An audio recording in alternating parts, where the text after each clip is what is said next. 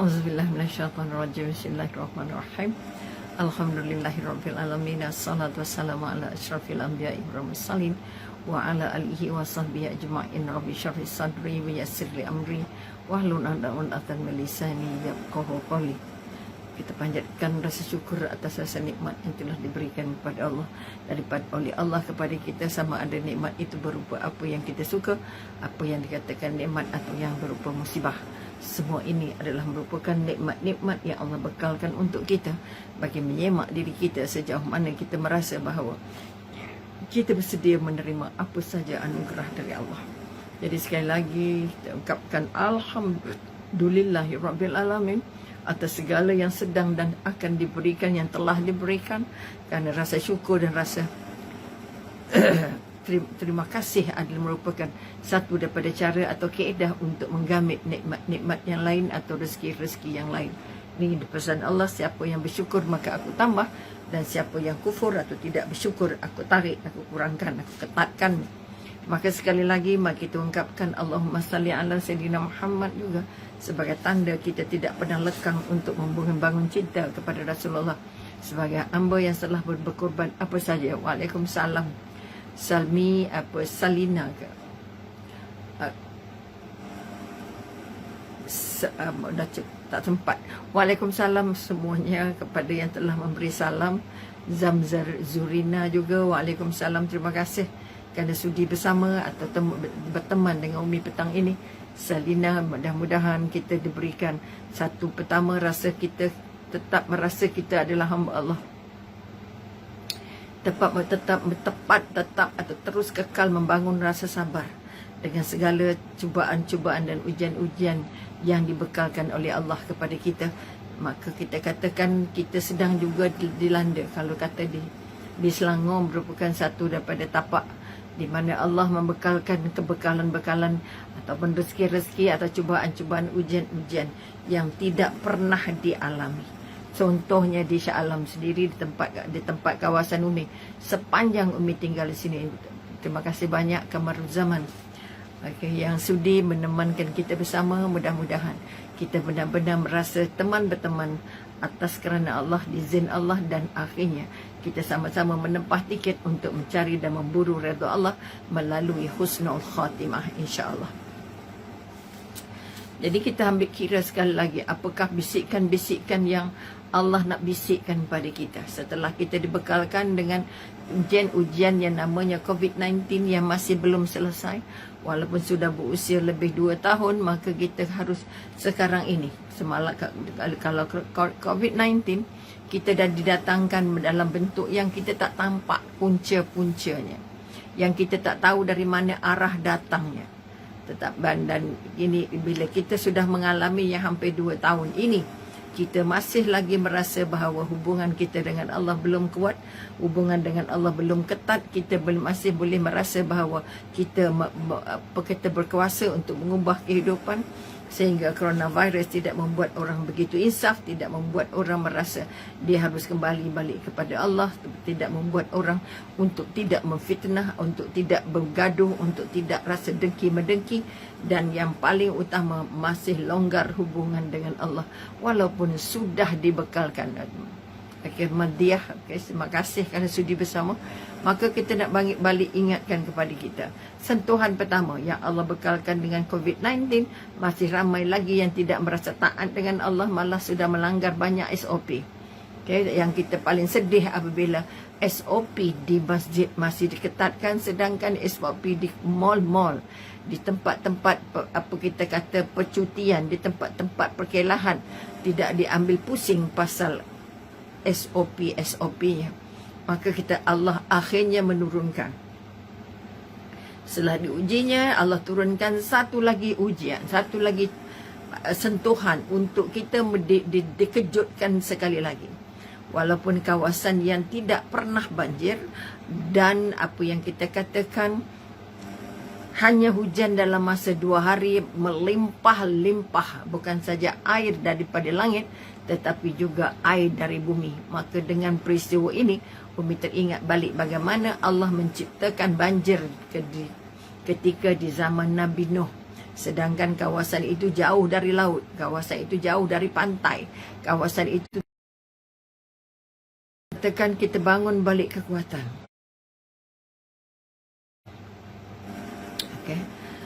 Apa yang Allah nak sentuh pada kita? Kalau kita kata Kelantan, Terengganu tiap-tiap tahun dimesrakan Allah dengan sentuhan banjir sehingga mereka tidak lagi merasa asing, tidak lagi merasa takut, malah sudah siap bersedia menunggu datangnya sentuhan Allah ini untuk mereka merasakan nikmat-nikmat ketika banjir. Sebab itu mereka tidak begitu kalut seperti mana yang berlaku di Selangor ataupun khususnya di Shah Alam. Rumah Umi seolah-olah pulau. Walaupun tak cecah air masuk ke rumah, tetapi kawasannya terkurung, terputus hubungan, tak boleh keluar, tak boleh masuk. Maka dan kebetulan elektrik juga habis, putus. Maka merasakan nikmat yang begini perit, nikmat yang membuat kita nak angkat tangan dengan siapa. Tak hujan. Kalau kisah Nabi Nuh, Allah turunkan hujan dari langit, Allah keluarkan air dari segala punca di bumi, okay? Segala mata air melempahkan airnya ke bumi.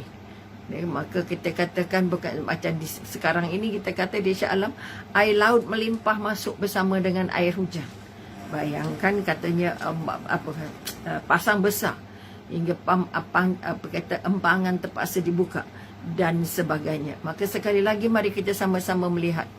Okey, mari kita Waalaikumsalam Asmah daripada mana tadi? Dari Labak, dari Kota Marudu, Sabah. Okey, terima kasih kerana sudi bersama. Mudah-mudahan pertemuan ini dirakam Allah sebagai sahabat dan kesahabat kerana Allah. Maka sekali lagi mari kita lihat. Maka kepada yang tidak kena, maka kita angkat balik kekuatan sejauh mana Allah nak uji aku. Bagaimana perasaan aku walaupun tidak kena. Jangan kita kata tengok yang kena saja, sebab Allah menguji juga yang tak kena. Sejauh mana kita nak bagi bantuan, apa bentuk bantuan yang nak dibekalkan, bagaimana sikap kita terhadap mangsa-mangsa dan bagaimana kita merenung apa yang Allah mahu dari kita. Jangan kata senang hati kerana tidak kena. Mungkin tak kena musim ini, tapi akan kena musim depan. Oleh itu sekali lagi mari kita gerakkan jasad dan jiwa, iman dan keyakinan untuk menerima apa yang Allah beri ini dengan penuh rela dan akhirnya berusaha untuk mengangkat kekuatan, untuk terus berjuang, untuk terus membangun, membantu mana yang mampu, mana yang terdaya, supaya kita ada modal dengan Allah bahawa apa kalau ditanya. Waalaikumsalam Jaharah. Okey. Kalau Allah tanya besok, kita kata apa yang kamu buat ketika berlakunya banjir. Rumah kamu tak kena banjir tapi kamu senang hati tak buat apa-apa untuk membantu sahabat sahabat dan kerabat yang terkena banjir. Maka kita nak jawab apa? Oleh itu mari kita sama-sama gabung tenaga, menggunakan apa yang termampu untuk berusaha menghulurkan bantuan. Kalau tak boleh sampai ke tempat kejadian, maka kita bangun balik kekuatan untuk menghulurkan apa saja bantuan yang termampu sebagai bukti kepada Allah kita sangat prihatin dengan apa yang diberikan oleh Allah dan sangat berterima kasih kerana membuka ruang-ruang untuk membantu.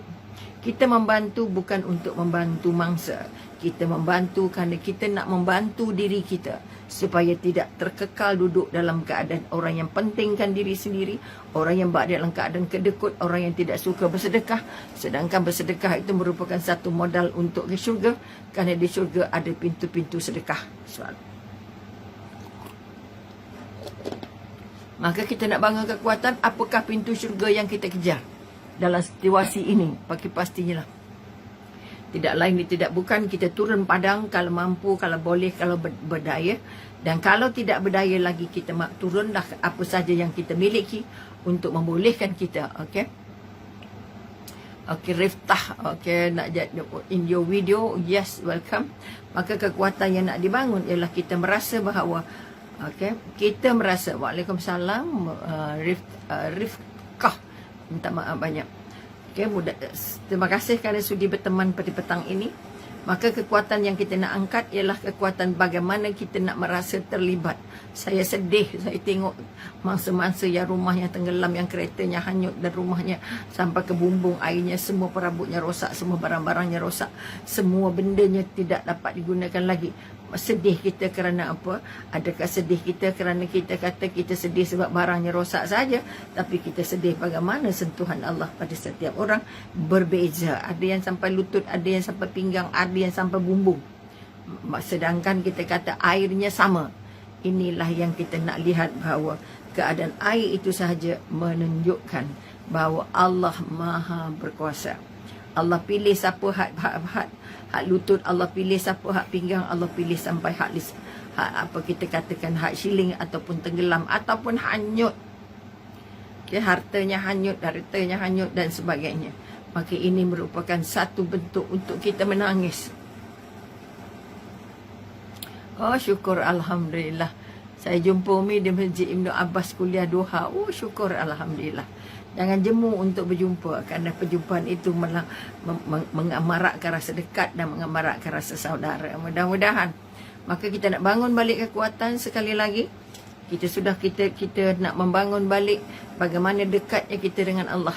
Jadi peristiwa banjir yang kita kata nak kata banjir kilat pun tidak berdaya, kerana banjir kilat tidak sampai naik ke bumbung, tetapi sebenarnya dalam masa 2 hari banjir ini menelan banyak mangsa.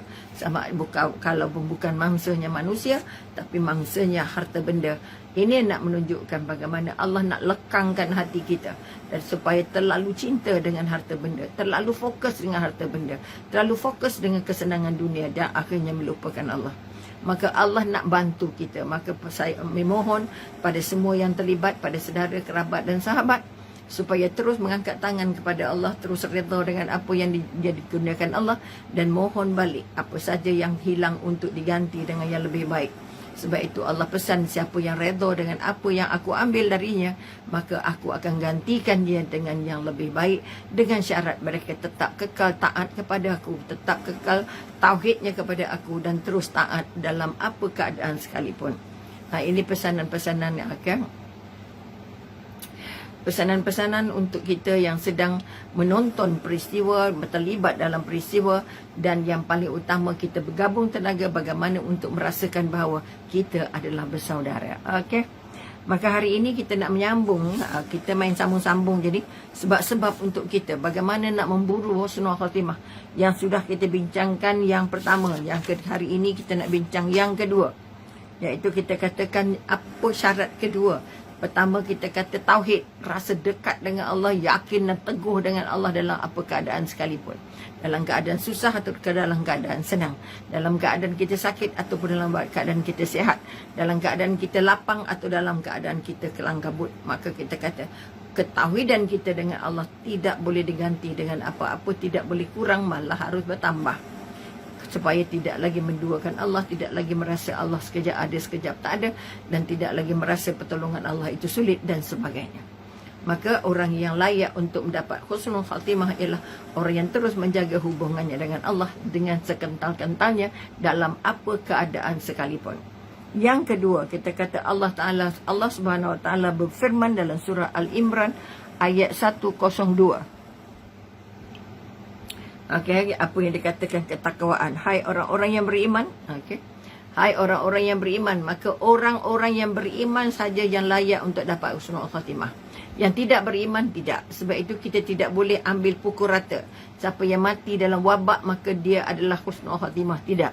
Hanya orang-orang yang beriman, hanya orang-orang yang mukmin, hanya orang-orang Muslim sahaja yang dibekalkan dengan apa yang namanya husnul khatimah ini. Sebab itu kita kata kita nak bangun balik kekuatan, kita nak memburu, kita nak mengejarnya, kita nak merangkulnya. Maka hai orang-orang yang beriman, bertakwalah kepada Allah sebenar-benar takwa kepadanya, sebenar-benar takwa. Kalau kita kata takwa itu takut, sebenar-benarnya takut. Kalau takwa itu kita rasa ragu-ragu, maka ragu-ragu je harus diatasi. Ataupun kita kata kita bimbang Allah sayang kita ke tidak. Kita rasa kita kata was-was, adakah Allah terima ibadah kita ke tidak. Maka kita bangun balik keyakinan. Bulatkan keyakinan, bulatkan kepercayaan, bulatkan balik ke tauhid kita. bahawa kita adalah hamba Allah yang berada dalam langkah-langkah menuju takwa. Ada banyak kaedah, ada banyak definisi yang dibekalkan oleh orang untuk orang yang bertakwa. Maka tidak lain dia tidak bukan. Pertama, taatnya kepada Allah tidak berbelah bagi. Hormatnya, takutnya, sayangnya dengan Allah tidak pernah terjejas. Apapun keadaan yang hampai, dia tidak akan sampai mensyirikkan Allah. Dia tidak akan sampai putus asa dengan Allah. Dia tidak akan sampai kepada buruk sangka dengan Allah. Ini di antara kategori orang-orang yang bertakwa. Sebab itu kita kata orang-orang yang bertakwa itu dia akan terus memberi dan memberi dalam keadaan senang atau dalam keadaan susah. Kita kadang-kadang dalam keadaan senang pun susah memberi. Kalau dalam keadaan susah, lagi susah nak memberi.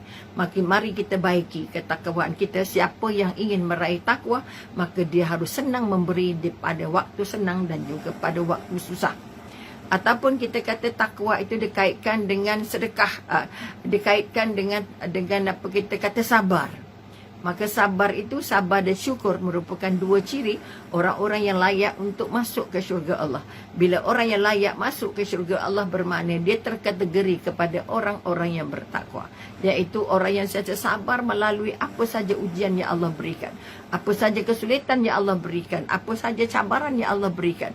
Apa saja sakit yang Allah berikan. Semuanya diterima dengan lapang dada. Semuanya diterima dengan senang hati. Semuanya diterimanya dengan penuh sabar. Maka orang sabar ini adalah satu syarat. Sabar dan syukur. Sebab itu kita kata memohonlah dengan Allah dengan solat dan sabar. Bila kamu kata kamu nak mohon dengan Allah, maka banyakkan solat dan banyakkan sabar. Banyakkan sabar, banyakkan solat. Ini di antara pesanan-pesanan dari Al-Quran untuk kita merasa bahawa pertolongan Allah sentiasa ada di sisi kita.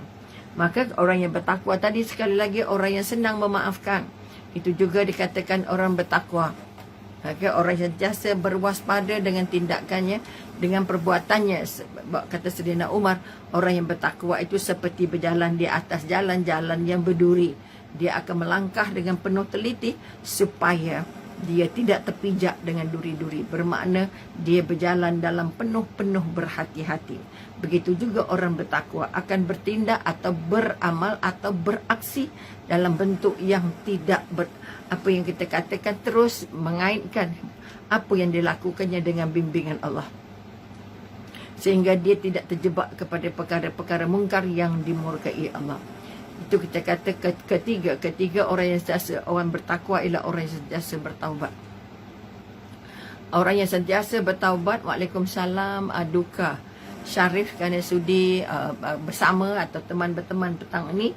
Mudah-mudahan teman berteman kita akan membantu kita dekat dengan Allah, dekat dengan manusia, dekat dengan akhirat, jauh dari dunia. Mudah-mudahan jangan sampai jadi kaki dunia hingga lupa akhirat, insya-Allah.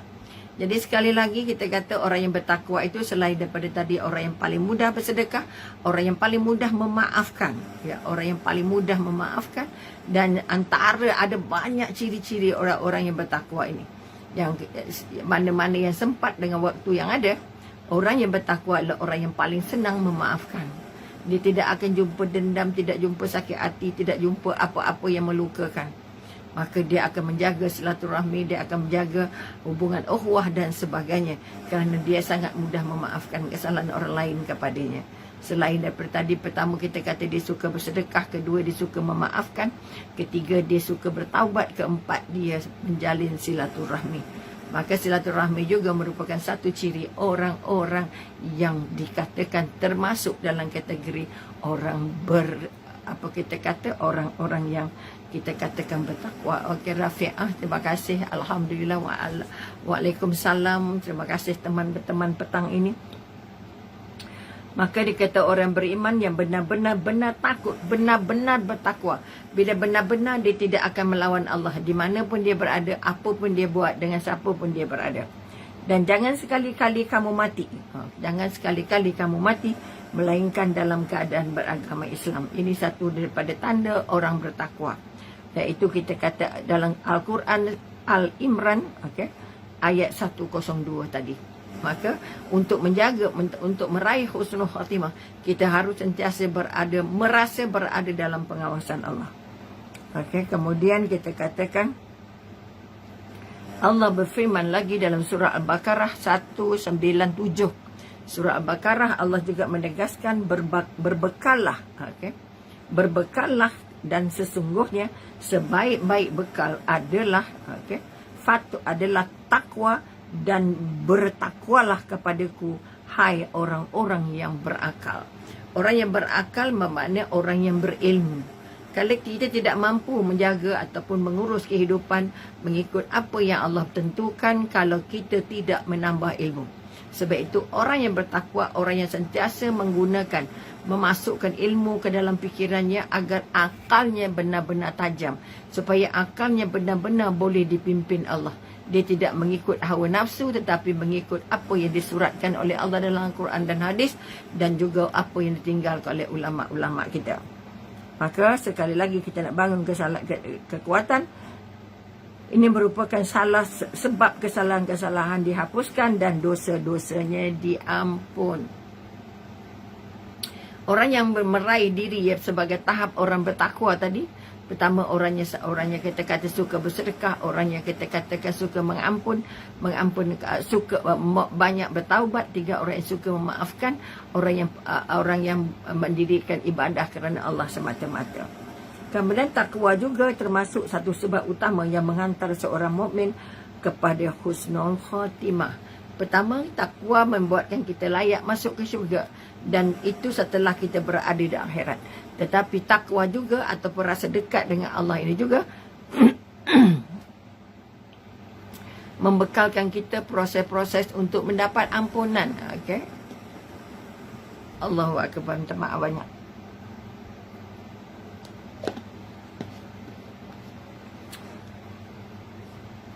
Untuk meraih ampunan dan hingganya kita diberi kebekalkan syurga, dan juga matinya ketika di dunia lagi kita sudah layak untuk dapat husnul khatimah. Okey. Sebab itu kita nak kata kita nak dapat ampunan dan kita nak dijanjikan syurga, dan juga apa kita katakan husnul khatimah.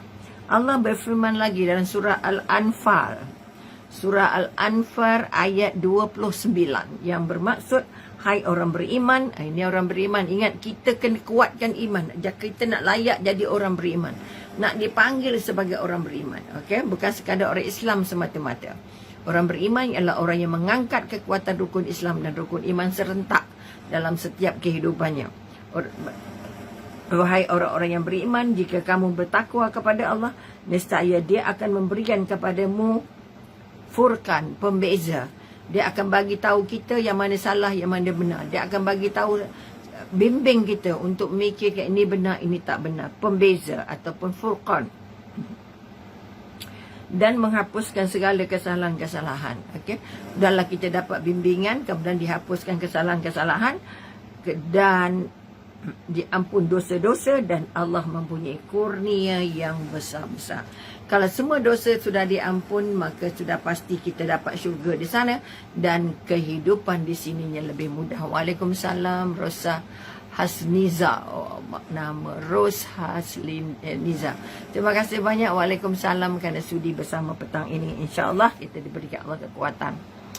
Kemudian kita katakan, bila kata ketakwaan, dia merupakan sebab amal perbuatan diterima. Kalau amal kita, sebab itu setiap yang beramal harus mengiringi amalnya itu dengan 2 perasaan. Pertama, perasaan cemas. Kedua, perasaan harap. Perasaan cemas dan perasaan harap-harap. Pertama, saya sangat bimbang kalau ibadah saya tidak terima. Saya kata mengharap sangat-sangat supaya ibadah kita diterima. Maknanya ada 2. Satu cemas, satu mengharap. Mudah-mudahan Allah terima, ya Allah. Jangan sampai Allah tolak, ya Allah. Ini ibadah kecil ini, ya Allah. Bantu aku, ya Allah. Maka ada cemas dan ada mengharap. Maka Allah akan diterima. Maka sesungguhnya Allah hanya menerima korban dari orang-orang yang bertakwa. Jadi maknanya sekali lagi, korban itu apa saja yang kita bekalkan untuk Allah. Bukan saja korban Hari Raya Haji, tetapi korbankanlah masa yang ada untuk jumpa Allah. Korbankanlah harta yang ada untuk membina jambatan dengan Allah. Korbankanlah sedikit nafsu-nafsu yang melonjak-lonjak untuk menjaga iman, mengukuhkan keyakinan, meluruskan akidah. dan menjadikan badan kita atau tubuh kita ringan untuk beribadah dengan Allah. Kemudian kita katakan ketakwaan juga menjadi satu daripada modal pintu-pintu untuk mengeluarkan seseorang yang beriman itu daripada sebarang kesulitan, sebarang kesusahan. Okay? Seperti firman Allah, barang siapa yang bertakwa kepada Allah, nescaya dia akan mengadakan baginya jalan keluar. Okay? Dia akan memberi jalan keluar kepada masalah dan memberikan rezeki dari arah yang tidak disangka-sangkanya. Ini kekuatannya nak diangkat. Allah berfirman dalam surah Al-Talaq ayat 2 dan 3. Ini kita kata siapa yang bertakwa, Allah berikan kemudahan sebanyak-banyaknya. Segalanya mudah, dimudahkan segala urusan, diberikan rezeki tanpa dia tahu dari mana puncanya, tanpa dia berfikir, tanpa dia berusaha. Okay? Sebab itu rezeki ada yang kita cari, ada yang kita usahakan, ada yang Allah sediakan, ada isi rezeki yang datang tiba-tiba, ada rezeki yang tidak pernah kita fikirkan. Ada banyak jenis rezeki Allah bagi, dan kepada orang bertakwa semua itu ada. Okay, dapat rezeki yang tidak pernah dipikirkan, dapat rezeki dengan mudah, dapat rezeki yang berkah, dapat ampunan. Ya Allah, banyaknya dapat. Okay. Maka tidak dilagukan lagi bahawa seorang hamba saat sakratul maut, okay, dia dalam keadaan yang sangat tersepit dan kritis, di mana ketakwaan sajalah yang menjadi sebab keselamatan. Maknanya kita kata kenapa kita nak jadi hamba Allah yang bertakwa, kerana ketika sakratul maut, dalam keadaan yang sangat cemas, sangat takut dan sangat takut ini, tidak ada ubat lain yang mampu membantu, tidak ada proses lain yang boleh membantu kita kecuali dia menjadi orang yang bertakwa. Orang yang bertakwa akan memudahkan sakratul mautnya. Orang yang bertakwa ada mudah untuk dapat ampunan. Orang bertakwa akan mudah untuk kita katakan mendapat bimbingan dan panduan dari Allah. Dan seterusnya kita katakan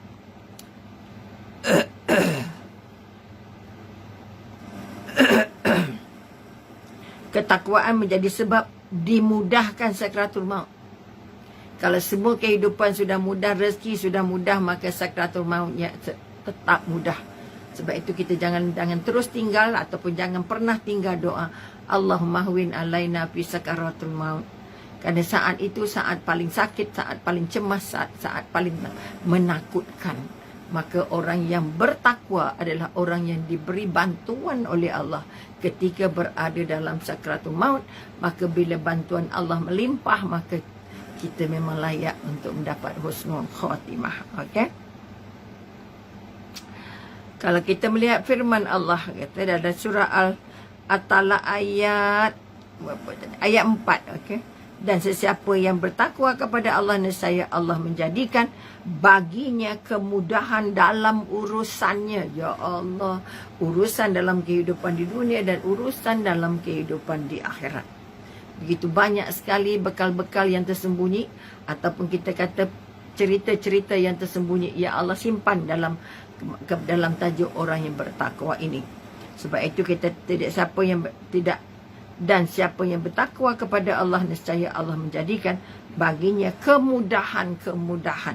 Siapa yang keluh kesah, siapa yang gelisah, siapa yang susah hati, siapa yang bimbang, siapa yang ragu-ragu, maka kalau dia orang yang dekat dengan Allah, Allah akan mudahkan segala urusan yang nak dilakukannya. Okey. Itu kita kat surah Al-Talaq ayat 4. Okey. Kemudian Allah berfirman lagi dalam surah Maryam. Surah Maryam ayat 71-72. Dan tidak ada seorang pun daripadamu melainkan mendatangi neraka. Kita semua kena pergi ke neraka dulu. Hal ini bagi Tuhannya adalah satu kemestian yang sudah ditetapkan. Semua kita layak masuk neraka. Belum tentu masuk syurga. Kemudian kami akan menyelamatkan orang-orang yang bertakwa. Kalaupun dia pernah berdosa tapi dia tetap bertakwa kepada Allah, Allah akan bantu. Okey, bertakwa dan membiarkan orang-orang yang zalim di dalam neraka dalam keadaan berlutut. Maknanya kita akan diselamatkan dari neraka. Sebab itu kita kata sebagai orang Islam, orang mukmin, kita mohon dengan Allah, ya Allah ya Tuhanku, tolong jauhkan aku dari siksanya, ataupun kita kata siksanya api neraka yang namanya neraka. Kita selalu minta jauhkan daripada neraka Jahannam. Neraka Jahannam adalah neraka yang paling atas. Kalau kita kata syurga paling atas, syurga Firdaus, maka Jahannam ataupun syurga yang namanya Jahannam itu adalah syurga yang neraka yang paling atas. Nabi sangat takut kalau boleh tak ada hambanya yang akan masuk ke neraka. Tetapi andai kata masih ada, maka dia hanya layak untuk masuk untuk ke neraka Jahannam, tidak masuk ke neraka-neraka yang lain. Neraka paling bawah ialah neraka Hawiyah. Maknanya ada kata-kata neraka Hawiyah ini adalah di tempat untuk orang-orang munafik sahaja. Okey, maknanya orang kafir pun tidak masuk ke situ. Neraka Sakar ada 7 nama neraka. Maka yang paling bawah Hawiyah itu tempat orang munafik, dan yang ada 7 pintu neraka. Maka kita hanya diminta jauhkan kami dari siksaan api neraka yang bernama Jahannam. Jauhkan kami dari Jahannam, selamatkan kami dari Jahannam. Dan Nabi tidak mahu umatnya turun ke tangga yang ke bawah, neraka Sakar, neraka macam-macam neraka lagi. Kerana kalau turun di neraka yang paling bawah, maka sulit untuk dia keluar. Tapi kalau hanya di neraka Jahannam, maka lebih mudah. Bila terampun dosanya, maka dia mampu keluar balik untuk sampai ke syurga. Ketakwaan menjadi sebab keselamatan dari kehancuran. Keselamatan dari kehancuran. Selamat dari kehancuran. Kita sekarang sedang dihancurkan keyakinannya oleh berbagai peristiwa, sehingga kita kadang-kadang merasa memohon pertolongan kita sudah tidak mengangkat tangan dengan Allah, tapi terus menedah tangan dengan manusia.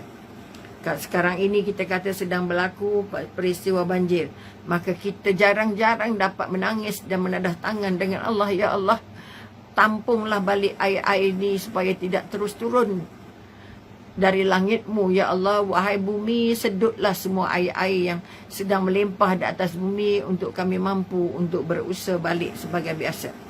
Ini kekuatan. Maka kita kata diselamatkan dari kehancuran, diselamatkan dari kesulitan. Okey, firman Allah surah Maryam ayat 71-72 tadi. Maka tidak ada siapa yang dapat diselamatkan kecuali kita kata orang-orang yang bertakwa. Dan adalah sebab, okey, bertakwa juga menjadi sebab untuk masuk ke syurga Allah Subhanahu Wa Taala, seperti firman-Nya dalam surah Maryam ayat 63. Okey, tadi ayat 471-72, sekarang ni ayat dalam surah yang sama, surah Maryam ayat 63, yang bermaksud itulah syurga yang akan kami wariskan kepada hamba-hamba kami yang selalu bertakwa. Artinya yang selalu bertakwa, dia selalu membuat muhasabah diri. Apa dosa yang aku dah buat hari ini? Aku dah bertaubat ke belum? Aku dah minta ampun ke belum? Sebab itu orang yang mudah minta ampun dan mudah memaafkan antara ciri-ciri orang yang hatinya bersih, hatinya lembut, hatinya baik, hatinya mudah memaafkan, hatinya tidak dendam. Okey? Sebab itu kita nak bangun balik. Kita kata diwariskan kepada hamba-hamba kami yang selalu bertakwa.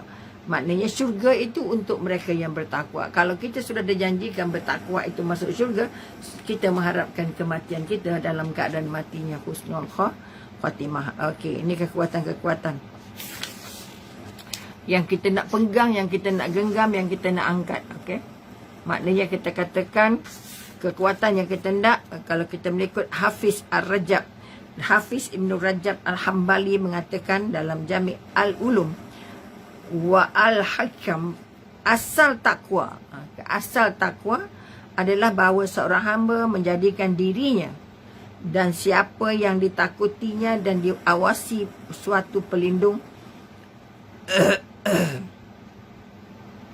yang melindunginya darinya, sehingga takwa hamba kepada Tuhannya berarti dia menjadi antara dirinya dan sesuatu yang ditakutinya dari Tuhannya, seperti kemarahan Allah, kemurkaan Allah, siksaan Allah, dan pelindungan yang melindunginya dari hal-hal itu, iaitu perbuatan ketaatan kepadanya dan menjauhkan diri dari maksiat kepadanya. Ini yang kita kata satu lagi, Satu lagi tafsir yang kita kata apa itu takwa. Orang yang bertakwa ialah orang yang menjadi hamba kepada Allah. Hamba kepada Allah, dan yang sentiasa ditakutinya adalah Allah, tak ada yang lain. Dan oleh kerana dia takut dengan Allah, maka dia sentiasa berwaspada, untuk mendapat perlindungan, melindung dirinya daripada melanggar perintah Allah. Kemudian Tuhan juga takwa kepada Tuhannya berarti dia menjadikan antara dirinya dan suatu yang ditakutinya, iaitu Tuhannya, seperti takut Tuhannya marah, takut Tuhan murka, takut siksaan neraka, takut tak dapat perlindungan dan sebagainya, atau itu perbuatan ketaatan kepadanya dan menjauhkan dari berbuat maksiat. Maka ketakutannya itu mengawal dirinya. Takut Allah marah, takut Allah murka, takut kita berdosa. Rasa takut kepada Allah yang begini adalah satu perasaan yang paling baik untuk kita miliki sebagai orang bertakwa. Taghlaq bin Habib berkata, apabila terjadi fitnah, maka padamlah dengan takwa. Kalau terjadi fitnah maknanya apa? Suasana yang tidak sesuai dengan apa yang Allah mahu. Kita kata sekarang ini kita berada dalam zon fitnah. Bila kita kata dalam zon fitnah, kita kata apa sebab kita kata zon fitnah? Kerana kehidupan kita sudah sangat jauh dari bimbingan Allah. Riba sudah berlaku di mana-mana, rasuah sudah berlaku di mana-mana, penipuan sudah berlaku di mana-mana, perkongsian apa kita katakan pergaduhan berlaku di mana-mana di semua peringkat. Maka ini menunjukkan kepada kita bahawa kita sudah tidak lagi tenteram. Orang yang akan bertanya apakah itu takwa, maka dia berkata bahawa kamu berbuat ketaatan kepada Allah. Ketaatan kepada Allah kerana sangat takut dengan Allah. Taat kepada Allah, dan kita kata kerana Allah memberikan cahaya dan ganjaran yang baik kepada mereka-mereka yang takut kepada Allah dan meninggalkan segala maksiat terhadap Allah sesuai dengan cahaya petunjuk Allah, kerana kamu takut siksanya. Hadis riwayat Ibnu Mubarak. Maknanya asasnya takut. Takut dengan Allah, takut api neraka, takut balasan, takut murka, takut melanggar perintah, takut siksanya dan sebagainya.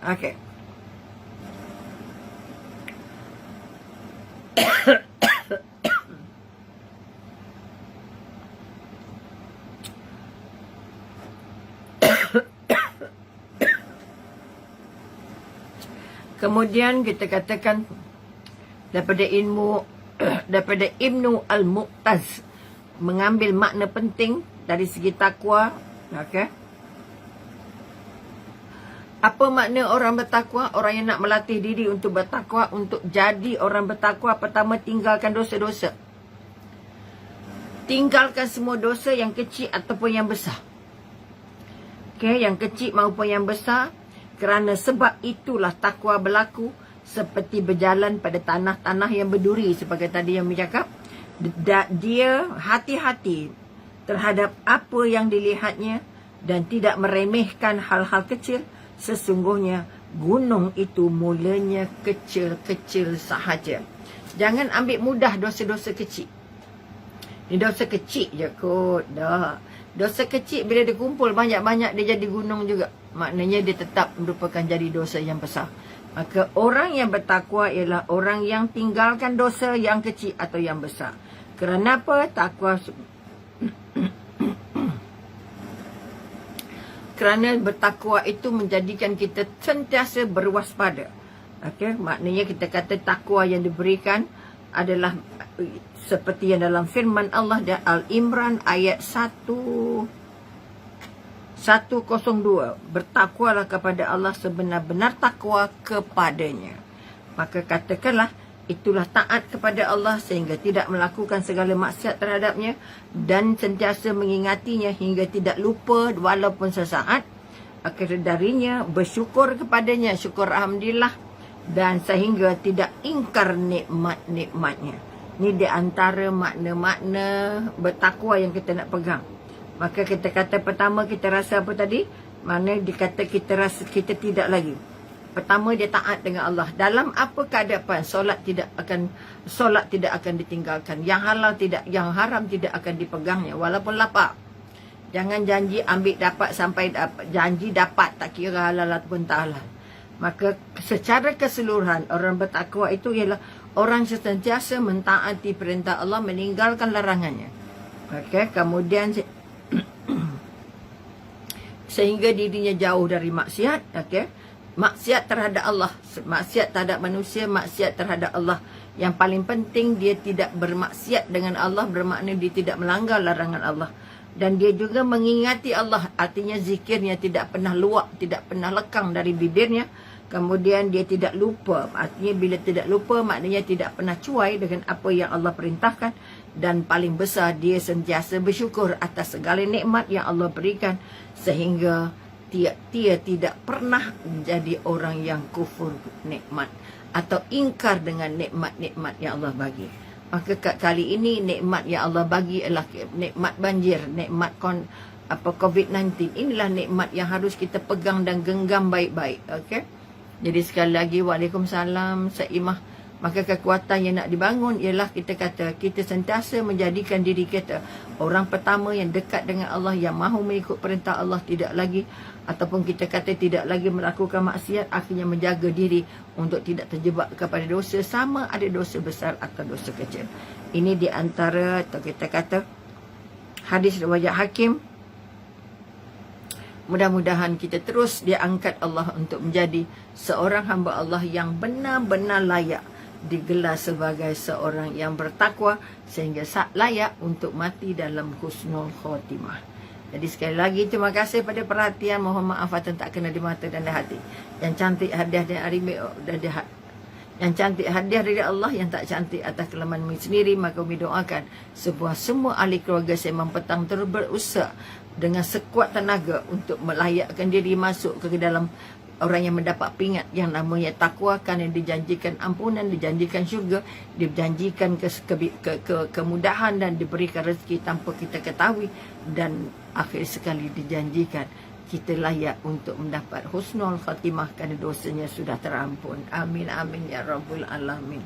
Sampai di sini dulu. Terima kasih banyak atas perhatian dan kerjasama temankan Umi petang ini. Mudah-mudahan apa yang kita bincangkan menjadi modal paling baik untuk kita memperbaiki kehidupan kita sehingga layak untuk meraih husnul khatimah di dunia dan syurga di akhirat insya-Allah. Sekian, wabillahi taufik wal hidayah. Wassalamualaikum warahmatullahi taala wabarakatuh. Jumpa lagi insya-Allah.